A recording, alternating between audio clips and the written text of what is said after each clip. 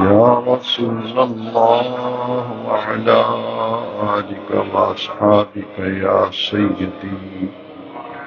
يا خاتم النبيين۔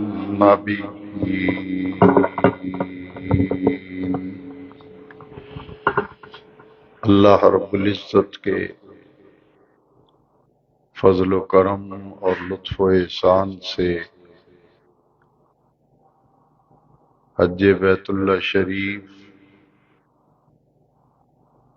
قربانی اور عید الاضحیٰ کے مبارک عنوانات پر گزشتہ جمعات مبارکہ میں گفتگو کی گئی، اور پچھلے جمعے قربانی کے حوالے سے فرائض اور احکام پر اختصاراً گفتگو کی گئی۔ ماہ ذی الحجہ یہ اسلامی سال کا قمری تقویم کا آخری مہینہ ہے، اور ذی الحجہ کا آخری دن جب مکمل ہوگا سن 1424 ہجری اپنے اختتام کو پہنچے گا، اور نیا اسلامی سال محرم الحرام شریف کا چاند نظر آنے کے ساتھ ہی شروع ہوگا، اور سن 1425 ہجری یہ نیا اسلامی سال ہے، جو اسلامی سال کے پہلے مہینے محرم الحرام شریف کا چاند نظر آنے سے ہی شروع ہو جاتا ہے۔ اسلامی سال کے آخری مہینے ذی الحجہ کی 10 تاریخ کو قربانی ہے۔ پوری دنیا کے مسلمان اس دن قربانی کرنے کی سعادت حاصل کرتے ہیں، اور اسلامی سال کے پہلے مہینے محرم الحرام شریف کی 10 تاریخ کو بھی ملک عراق میں میدان کربلا میں ایک عظیم قربانی کی لازوال داستان رقم کی گئی۔ اسلام کی تاریخ قربانی سے عبارت ہے، کیونکہ قومیں جب بھی مضبوط اور مستحکم ہوتی ہیں، اور کسی بھی قوم کو جب استحکام حاصل ہوتا ہے، دوام حاصل ہوتا ہے، تو اس میں 2 چیزوں کا بڑا عمل دخل ہوتا ہے، ایک ایثار اور ایک قربانی۔ ایثار کا اصل مفہوم یہ ہے کہ اپنا حق کسی دوسرے مسلمان بھائی کی بہتری کے لیے چھوڑ دینا، اور اپنا حق جو ہے وہ اسے دے دینا، اسے ایثار کہتے ہیں۔ قربانی دراصل ایک ایسا عمل ہے جس کے ذریعے سے اللہ کا قرب حاصل ہوتا ہے۔ یہ جو قربانیاں ذی الحجہ کی 10 تاریخ کو کرنے کی تیاریاں آپ کر رہے ہیں، اس قربانی کا اصل حکمت اور فلسفہ یہ ہے کہ اس عمل سے بندے کو اللہ کا قرب حاصل ہوتا ہے، وہ اللہ کے قریب ہوتا ہے۔ تاریخ گواہ ہے کہ سب سے پہلے قربانی کرنے والے حضرت آدم علیہ السلام کے 2 بیٹے حابیل اور قابیل۔ سب سے پہلے قرآن مجید بتاتا ہے کہ روئے زمین پر قرۂ ارضی پر سب سے پہلے قربانی کرنے والے دو افراد تھے، اور وہ دونوں حضرت آدم علیہ السلام کے فرزند تھے، ان کے بیٹے تھے۔ قرآن مجید میں اللہ کریم نے فرمایا اذ قربا قربانا، جب دونوں نے قربانی کی، دونوں بھائیوں نے قربانی کی، فتقبل من احدہما ولم یتقبل من الآخر، قربانی تو دونوں نے کی، لیکن اللہ کا قرآن بتا رہا ہے کہ ایک کی قربانی قبول ہو گئی اور دوسری کی قربانی جو ہے وہ رد ہو گئی، وہ قبول نہیں ہوئی۔ یہ پہلا قتل تھا روئے زمین پر، جس کی بنیاد حسد بنا، جس کی بنیاد حسد بنا، اور دونوں بھائیوں کے درمیان حسد ہو گیا۔ اس حسد کی بنیاد پر جس کی قربانی قبول نہیں ہوئی تھی، اس نے حسد میں آ کر اپنے بھائی کو قتل کر دیا کہ تمہاری قربانی قبول ہوئی ہے، اب تمہیں زندہ نہیں رہنے دوں گا۔ تو اللہ کریم نے فرمایا کہ جس کے دل میں تقوی ہوتا ہے، قربانی تو اس کی قبول ہوتی ہے۔ یتقبل اللہ من المتقین، کہ اللہ تو اس کی قربانی قبول کرتا ہے جس کے دل میں تقوی ہو۔ بھائی دونوں ہی تھے اور بیٹے دونوں ہی حضرت آدم علیہ السلام کے تھے، لیکن ایک کے دل میں تقوی تھا اور ایک کے دل میں تقوی نہیں تھا۔ لہذا اس سے مراد یہ ہے کہ قربانی کرتے وقت نیت کا درست ہونا، قربانی کرتے وقت نیت کا درست ہونا یہ شرط ہے۔ اسے قرآن کی اصطلاح میں تقوی کہا گیا۔ لن ینال اللہ لحومها ولا دماؤها ولکن ینالہ التقوی منکم، قرآن کی آیت کریمہ ہے کہ ہرگز اللہ کی بارگاہ میں قربانی کے جانور کا گوشت نہیں پہنچتا، ان کے گوشت نہیں پہنچتے، نہ ان کا خون پہنچتا ہے، وَلَٰكِن يَنَالُهُ التَّقْوَىٰ مِنكُمْ، جو اللہ کی بارگاہ میں پہنچتا ہے وہ تو تقوی پہنچتا ہے۔ لہذا نیت کا درست ہونا، نیت کا درست ہونا یہ قربانی کی قبولیت کی شرط ہے۔ اسی لیے جس جانور میں 7 حصے دار ہوتے ہیں، گائے وغیرہ میں، بڑے جانور میں، اونٹ میں 7 حصے دار ہوتے ہیں، لیکن اس میں شرط ہے کہ اگر 7 حصے داروں میں سے ایک کی بھی نیت یہ ہو کہ عید کا دن ہے، ہر گھر میں گوشت پکے گا، لہذا ہم بھی قربانی کرتے ہیں تاکہ ہمارے گھر میں بھی گوشت ہو، اس کی نیت صرف گوشت کھانا ہے کہ ہر گھر میں گوشت پک رہا ہوگا، ہمارے گھر میں گوشت نہیں ہوگا، تو چلو ایک حصہ ہم گائے یا اونٹ میں ڈال لیتے ہیں۔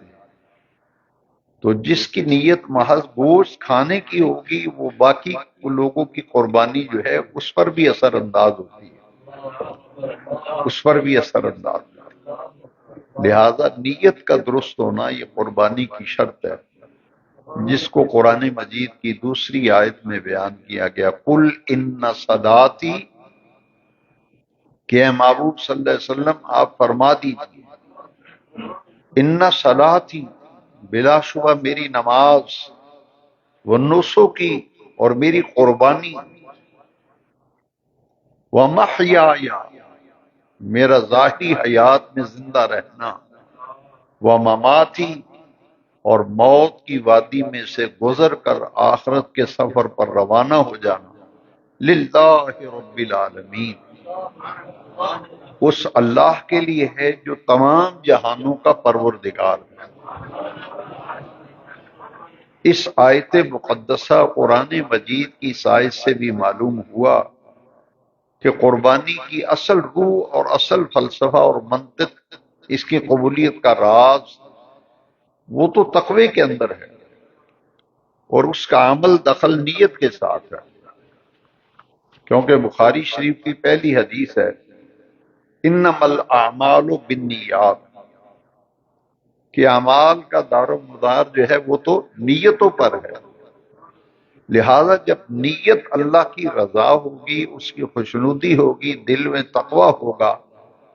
تو وہ اللہ تعالیٰ کی بارگاہ میں قبولیت کے درجے کو پہنچتی ہے قربان۔ ان آیات مقدسہ سے قرآن مجید کی جو آج کے بیان جمعہ میں نے عرض کی، ان کا خلاصہ یہ ہوا کہ قربانی اللہ کی رضا کے لیے کرنی چاہیے، اس کی خوشنودی کے لیے، سنت ابراہیمی پر عمل کرتے ہوئے قربانی کرنی چاہیے۔ نیت یہ ہونی چاہیے کہ میں حضرت ابراہیم علیہ السلام کی سنت پر عمل کر رہا ہوں، اللہ کی رضا کے لیے کر رہا ہوں، گوشت کھانے کے لیے نہیں۔ یا دوسرے لوگ قربانیاں کریں گے تو ہم بھی قربانی کریں تاکہ ہمارا بھی نام آئے کہ فلاں آدمی نے بھی قربانی کی ہے۔ ان ساری چیزوں سے مبرہ ہو کر خالصتاً لوجہ اللہ،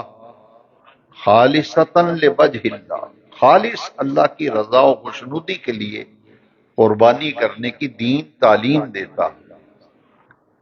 اور یہ قربانی اتنا اہم عمل ہے کہ نبی کریم علیہ السلام 10 سال مدینہ منورہ میں ہجرت مدینہ منورہ کے بعد قیام پذیر رہے، اور ان 10 سالوں میں حضور نے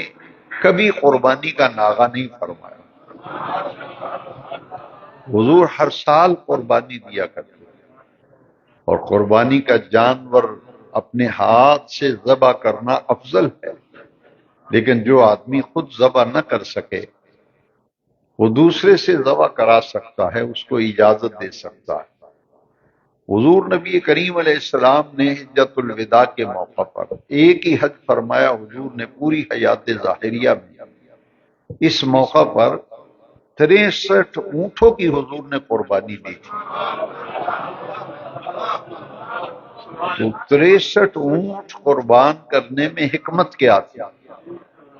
اس حدیث پر محدثین نے بڑی پیاری شرح فرمائی ہے کہ نبی کریم علیہ السلام نے اس فانی زندگی میں 63 برس کی عمر پائی، 63 برس کی عمر پائی۔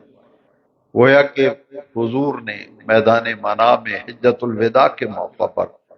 63 قربانیاں کر کے اپنی زندگی ظاہریہ، حیات ظاہریہ کے ہر سال کی قربانی حضور نے پیش کر دی۔ اور اس موقع پر ایک بڑا ہی ایمان افروز اور دلچسپ واقعہ پیش آیا کہ حضور جب قربانی کے جانور اپنے ہاتھ سے ذبح فرمائے حضور، اور جس حضور جانور کو ذبح کرنے کا ارادہ فرماتے وہ آپ کے قریب لایا جاتا کہ حضور اسے جب ذبح فرمانے لگتے، چھری اٹھا کر چلانے لگتے،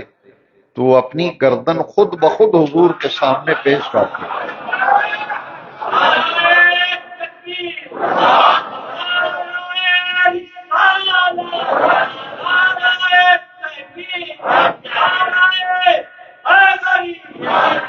وہ اپنی گردن خود حضور نبی کریم صلی اللہ علیہ وسلم کے سامنے پیش کرتے،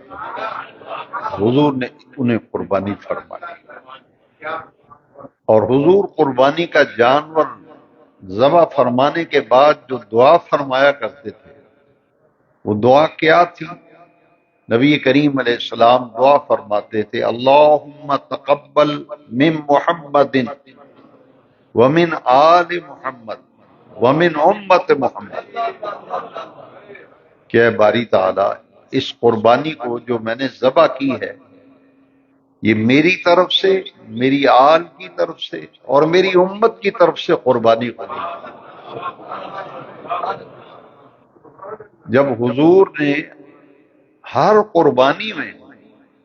قربانی کرنے کے بعد دعا میں اپنی امت کو شامل کیا، فرمایا تقبل من محمد ومن آل محمد ومن امت محمد، اے باری تعالیٰ اسے میری امت کی طرف سے بھی قبول فرما۔ تو حضور کی ظاہری حیات طیبہ کے دور سے لے کر آج تک امت میں یہ عمل چلا آ رہا ہے کہ بڑے ہی خوش نصیب اور سعادت مند اور فیروز بخت لوگ وہ ہیں جو اپنی قربانی تو کرتے ہی ہیں، لیکن اپنی قربانی کے ساتھ وہ نبی کریم علیہ السلام کی طرف سے بھی قربانی کرتے ہیں کہ حضور نے ہمیں یاد کیا قربانی کرتے ہو، حضور نے ہماری طرف سے قربانی کی، لہذا اب حضور کی طرف سے ہم بھی قربانی کریں۔ تو جن لوگوں کو رب کریم نے مالی اعتبار سے مضبوطی اور استحکام دیا، یعنی وہ دو قربانیاں کرنے کی طاقت رکھتے ہیں، اس میں انہیں کسی قسم کی دقت اور دشواری کا سامنا نہیں، تو وہ لوگ اگر خوش دلی سے ایک قربانی حضور کی طرف کریں تو یہ بہت بڑی خوش نصیبی کی بات ہے، بہت بڑے اعزاز کی بات ہے کہ وہ اپنے آقا کریم کی طرف سے بھی قربانی کر رہے ہیں۔ اس کی ایک زندہ مثال حضرت سیدنا علی المرتضیٰ کا عمل ہے رضی اللہ عنہ۔ مولا کائنات سیدنا علی المرتضیٰ رضی اللہ عنہ سے پوچھا گیا کہ قربانی تو ایک واجب ہے، ہر شخص پر کتنی قربانیاں واجب ہیں؟ ایک۔ تو قربانی تو ایک ہے مگر آپ دو کرتے ہیں، ہر سال ہم دیکھتے ہیں کہ آپ دو قربانیاں کرتے ہیں، واجب تو ایک ہے۔ آپ نے بڑا پیارا جواب دیا، سیدنا علی المرتضیٰ کرم اللہ تعالی وجہ الکریم نے فرمایا کہ ایک قربانی میں اپنی طرف سے کرتا ہوں اور ایک قربانی نبی کریم علیہ السلام کی طرف سے کرتا ہوں۔ ایک ہے قربانی واجب، ایک ہے قربانی مستحب، مطلب جو بھی قربانیاں ایک حضور کی طرف سے کر رہا ہے اور ایک اپنی طرف سے کر رہا ہے، تو اپنی طرف سے جو قربانی دے رہا ہے یہ اس پہ واجب، واجب کا مطلب یہ ہے کہ قربانی نہیں دے گا تو شدید گناہگار ہوگا، اور جو قربانی مستحب ہوتی ہے وہ اگر نہ دے تو اسے گناہ کوئی نہیں، اسے گناہ کوئی نہیں۔ لہذا اپنی قربانی چونکہ واجب ہے لہذا اس کی ادائیگی لازم ہے، اور اگر مالی اعتبار سے پھر جیب اجازت دیتی ہو تو پھر دوسری قربانی جو کی جائے گی حضور کی طرف سے ہو، والدین کی طرف سے ہو، استاذ کی طرف سے ہو، مرشد کی طرف سے ہو، وہ ساری قربانیاں مستحب ہیں کہ اگر آپ نہیں دیں گے تو آپ کو گناہ کوئی نہیں ہوگا، یہ بات سمجھ لینی چاہیے۔ لہذا جو واجب ہے وہ اپنی قربانی ہے، اس کی ادائیگی لازم ہے، اس کی ضروری ہے۔ اگر کوئی شخص ایسے کرے کہ اپنی قربانی اس پہ واجب ہے لیکن اپنی قربانی تو کر نہیں رہا، وہ کہتا ہے اپنی باپ کی طرف سے کر رہا ہوں۔ کئی لوگوں کو میں نے سنا ہے وہ کہتے ہیں کہ پچھلے سال میں نے والد کی طرف سے کی تھی، اس سال میں قربانی والدہ کی طرف سے کر رہا ہوں۔ اس میں خاص بات یہ ہے کہ اپنی قربانی تو آپ کی رہ گئی، وہ تو واجب ہے، وہ تو واجب ہے، وہ تو آپ کر نہیں رہے، اور جو قربانی آپ کے ماں باپ دنیا سے چلے گئے ان کی قربانی اولاد پہ دنیا سے جانے کے بعد واجب نہیں ہے، ہاں مستحب ضرور ہے۔ اگر آپ ماں باپ کی طرف سے قربانی کریں گے تو ان کو قبر میں بڑا نفع ملے گا، بڑی راحت ملے گی، لیکن آپ اپنی قربانی تو کر نہیں رہے جو واجب ہے، یہ گناہ بھی ہے اور آپ سے پوچھا بھی جائے گا، بعد پرس بھی ہوگا۔ لہذا ایسی صورت میں پہلے واجب قربانی کا اہتمام کرنا ضروری ہے، ورنہ آپ کا اپنا واجب رہ جائے۔ اسی طرح بعض گھروں میں بیوی کی طرف سے قربانی دی جاتی ہے، کہتے ہیں کہ پچھلے سال میں نے اپنی قربانی دی تھی، اس دفعہ اپنی بیوی کی طرف سے دے رہا ہوں۔ بھئی اگر آپ پہ واجب ہے آپ اپنی قربانی نہیں کریں گے تو آپ کا واجب تو آپ کے سر پہ قائم ہے، وہ تو اس کی ادائیگی کون کرے گا؟ ہاں یہ صورت ہے کہ اگر بیوی کے پاس زیور ہے، صاحب نصاب ہے، تو اس پہ قربانی اگر واجب ہے تو اس کا پھر الگ سے جانور لینا پڑے گا، لیکن ہمارے ہاں معاشرے میں چونکہ عمومی طور پر گھر کے سارے اخراجات، ساری ذمہ داریاں ایک ہی فرد پہ ہوتی ہیں، ایک کمانے والا ہوتا ہے، باقی سب افراد گھر کے کھانے والے ہوتے ہیں۔ ہمارے معاشرے میں اکثر یہی ہوتا ہے۔ اگر بیوی کا الگ سے کاروبار ہے، مالی اعتبار سے الگ سے مضبوط ہے، تو پھر اس کی قربانی الگ ہوگی۔ اسی طرح اولاد میں جو بیٹے کاروبار کرتے ہیں، کماتے ہیں، اور ان کی کمائی بتا رہی ہے کہ ان پر قربانی واجب ہے، تو وہ قربانی نہیں کریں گے تو وہ بھی گناہ گار ہوں گے۔ لہذا جس جس پہ قربانی واجب ہوگی، وہ گھر میں جتنے افراد پر واجب ہوگی ان کو قربانی کرنا پڑے گی۔ اس کی ایک مثال میں دیتا ہوں۔ ایک شخص ہے، اس کے دو بیٹے ہیں، اور وہ دونوں اپنا اپنا کاروبار کرتے ہیں، دونوں اپنا اپنا، ان کی بیویوں کے پاس زیورات بھی صاحب نصاب کی مقدار کے مطابق کاروبار کر رہے ہیں، لیکن گھر کا کھانا سب ایک جگہ پکتا ہے، سربراہ ان کا والد ہے، لیکن کمائی تو دونوں کر رہے ہیں، دونوں صاحب نصاب ہیں۔ اس صورت میں پھر جتنے جتنے لوگ کمائی، ان کی اپنی اپنی قربانی دینی پڑے گی۔ تو یہ دیکھنا چاہیے ہر موقع پر، ہر سال اس بات پر غور کرنا چاہیے۔ لہذا قربانی کے معاملے میں دو تین چیزیں بڑی قابل توجہ ہیں۔ ایک تو یہ کہ لاغر قسم کا اور کمزور قسم کا جانور جو ہے اس کی قربانی درست نہیں۔ اتنا لاغر اور اتنا کمزور جانور قربانی کا کہ وہ چل بھی نہ سکے اور کمزوری سے چلے، تو ایسے جانور کی قربانی درست نہیں۔ پچھلے جو میں آپ حدیث سن چکے ہیں کہ حسنوا ضحایاکم فإن متاعکم علی الصراط، قربانی کے جانور کو کھلا پلا کر خوب صحت مند بناؤ۔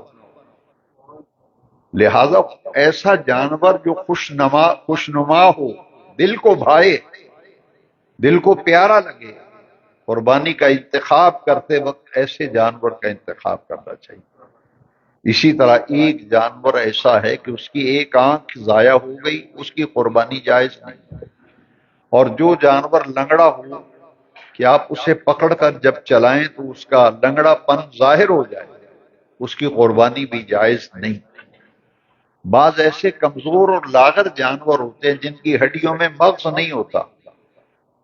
تو وہ قربان گاہ تک چل کے بھی نہیں جا سکتا، ایسے کمزور جانور، ان کی قربانی بھی جائز نہیں ہے۔ اس لیے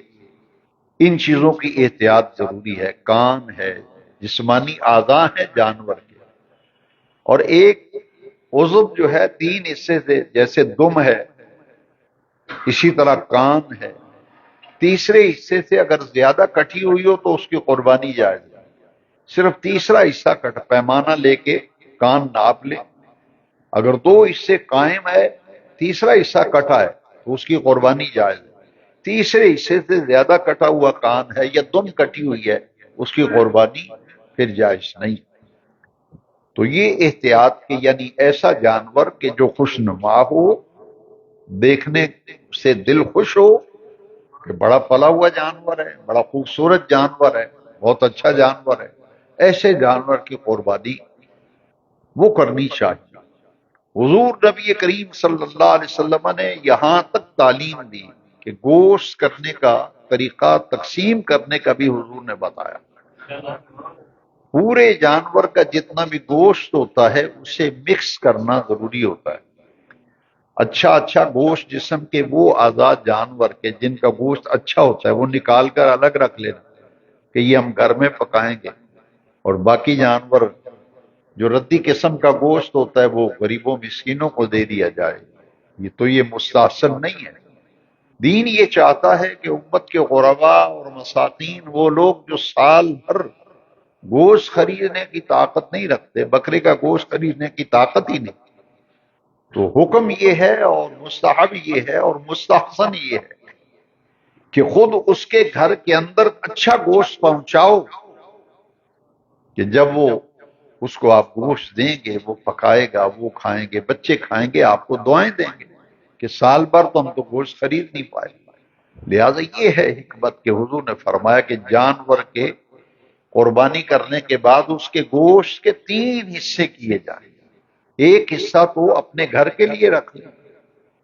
اور ایک حصہ جو ہے وہ رشتہ داروں کا، دوستوں کا، گلی محلے والوں کا حصہ، دو حصے۔ تیسرا حصہ ہے جو وہ امت کے غریب لوگ، مساکین، فقراء، بیوہ عورتیں، یتیم بچے، معذور، اپاہج لوگ، ان لوگوں تک گوشت پہنچانا جو ہے یہ بہت بڑی فضیلت کا کام ہے۔ میں نے پچھلے جمعے عرض کیا تھا کہ اگر سارا گوشت بھی آپ گھر میں رکھ لیں، تقسیم نہ کریں، جائز تو ہے لیکن پسندیدہ نہیں ہے۔ پسندیدہ سال بھر وہ لوگ جو محروم رہتے ہیں ان کو شریک کیجیے، اور یہ انتظار مت کیجیے کہ آپ کی دہلیز پر کوئی گوشت مانگنے والا آئے گا۔ چونکہ 3 حصے کرنے ہیں، ایک لسٹ بنا دیں رشتہ داروں، دوستوں کی، گلی محلے میں پڑوسیوں کی جن کے گھر میں گوشت دینا ہے ان کی لسٹ الگ بنا دیں۔ ایک لسٹ بنائیں آپ کے گھر کے 10-20 گھر دائیں بائیں جو غریب، مسکین، بیوہ عورتیں، فقیر لوگ رہتے ہیں، مسکین رہتے ہیں، غرباء ہیں، اپاہج ہیں، معذور ہیں، بیمار ہیں، ان کی لسٹ الگ سے بنا دیں۔ تو 2 لسٹیں ضرور بنائیے، طے شدہ، پہلے سے ذہن میں ہو کہ بھائی فلاں آدمی گلی محلے میں بہت غریب آدمی ہے، فلاں جو ہے وہ بیوہ عورت ہے محلے کے اندر، فلاں معذور ہے، اپاہج ہے، بیمار ہے کوئی، ان کی فہرست بنا کر آپ کے گھر کے 15-20 گھر دائیں، 15-20 گھر بائیں، اس طرف اور اس طرف، یہ پورا دیکھ کر کے ان لوگوں میں تقسیم کرنا زیادہ فضیلت ہے۔ لیکن آپ سمجھتے ہیں کہ شہر کے دوسرے کونے پر بھی ایک غریب آدمی ہے تو ممکن ہے اس تک کوئی نہ پہنچائے، تو وہاں بھی اگر پہنچاتے ہیں تو یہ بھی بڑا محبوب عمل ہے۔ اسی طرح جس جانور میں 7 حصے ہوتے ہیں ان میں کئی لوگ اپنی مرضی سے، خاص طور پر کہ اگر کوئی بندہ قربانی کر رہا ہے اس میں حصے ڈال رہا ہے، تو لوگ کیا کرتے ہیں کہ وہ جو جس نے جانور خریدا ہے اس کے پاس لوگوں نے حصے ڈالے ہیں، وہ پائے الگ سے نکال کر رکھ لیتا ہے۔ اسے دونس کہتے ہیں، دونس، کہ زبردستی پائے اٹھا کر الگ رکھے۔ وہ بینیفٹ لیتا ہے کہ میں نے جانور خریدا ہے، پیسے میرے پاس لوگوں نے جمع کرائے، چلو میرا حق ہے کہ پائے جو ہیں یہ میں الگ سے رکھ لوں۔ یہ ایسا کرنا ٹھیک نہیں ہے۔ ہاں اگر باقی 6 حصے دار کہہ دیں کہ بھئی ہماری طرف سے اجازت ہے، پائے آپ رکھ لیں، 6 کے 6 اجازت دیں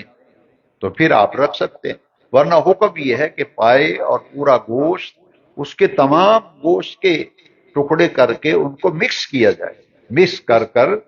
ان کو برابر تقسیم کیا جائے۔ اندازے سے تقسیم کرنا صحیح نہیں ہے، بعض لوگ اندازے سے تقسیم کرتے ہیں، اس طرح تقسیم نہیں ہے، بلکہ ناپ تول کر کے باقاعدہ کسی کی حق تلفی نہ ہو اور برابر میں سب کو تقسیم ہو۔ ساتھ لوگ کہتے تو ہیں کہ ہم نے بڑے جانور میں حصہ ڈالا ہے، لیکن بڑا نازک مسئلہ ہے، اس میں سب کا ایک مسلک کا ہونا ضروری ہے، سب کا عقیدہ، ہم عقیدہ ہونا بھی، ایک عقیدہ کچھ اور ہے، دوسرے کا عقیدہ کچھ اور ہے، تیسرے کا کچھ عقیدہ اور ہے، ان کے تو نظریات ہی نہیں ملتے ہیں۔ لہذا ہم مسلک ہونا، ہم عقیدہ ہونا، ہم مشرب ہونا ضروری ہے۔ اسی طرح جانور کے تمام اعضاء کی اسی طرح کھال کا مسئلہ ہے کہ ایک حصے دار خود کھال اٹھا کے لے جاتا ہے کہ میں اپنے مدرسے میں لے جا رہا ہوں، تو بھائی جب تک 6 حصے دار اجازت نہیں دیں گے وہ اکیلا کھال نہیں لے جا سکتا، لے جائے گا تو وہ گنہگار ہوگا کہ بھئی یہ کھال کے آپ اکیلے مالک نہیں ہیں، 6 اور بھی اس مالک ہیں، ان کی اجازت لو اگر آپ نے یہ کھال لے کے جانا ہے۔ لہذا یہ 7 حصے داروں کا معاملہ بڑا ہی نازک ہے، اس کی تفصیل آپ، میرا وہ ایک رسالہ ہے قربانی کے مسائل، وہ آپ کو مسجد کے دفتر سے مل جائے گا، اس میں قدر تفصیلات لکھی ہوئی ہیں، دعائیں بھی لکھی ہوئی ہیں۔ یہ عشرہ ذی الحجہ پر میں کچھ بات عرض کرنا چاہتا ہوں۔ ایک تو میں نے عرض کر دیا تھا کہ عید کی نماز سے پہلے کئی لوگوں کی عادت ہے کہ ان کو گوشت کھانے کی بڑی جلدی ہوتی ہے اور وہ اس میں اپنی نمازیں بھی ضائع کرتے ہیں، عبادت بھی اس کی بڑی بڑی اس میں خرابیاں دیکھنے میں آتی ہیں۔ اتنی کیا جلدی ہے بھائی گوشت کھانے کی؟ پہلے عبادت کو سمجھے، فصل لربک وانحر، پہلے نماز عید اور قربانی بعد کے اندر۔ لہذا ایک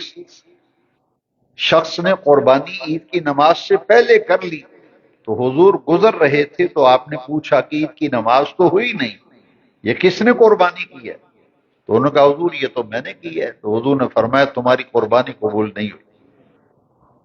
تم دوبارہ کرو۔ تو یہ چیزیں جو ہیں یہ ہمیں پیش نظر رکھنی چاہیے، اور قربانی کے کھال کا صدقہ کرنا یہ ضروری ہے، یہ بھی پچھلے جمعے میں نے عرض کیا تھا، اور میں ہر موقع پہ یہ اپیل کیا کرتا ہوں کہ قربانی کی کھالیں آپ اپنے اس مرکز کے لیے زیادہ سے زیادہ کوشش کریں، کیونکہ بحمدللہ اس وقت یہاں جو دینی مدرسہ ہے جامعہ اسلامیہ رضویہ، اس میں شعبہ درس نظامی قائم ہے،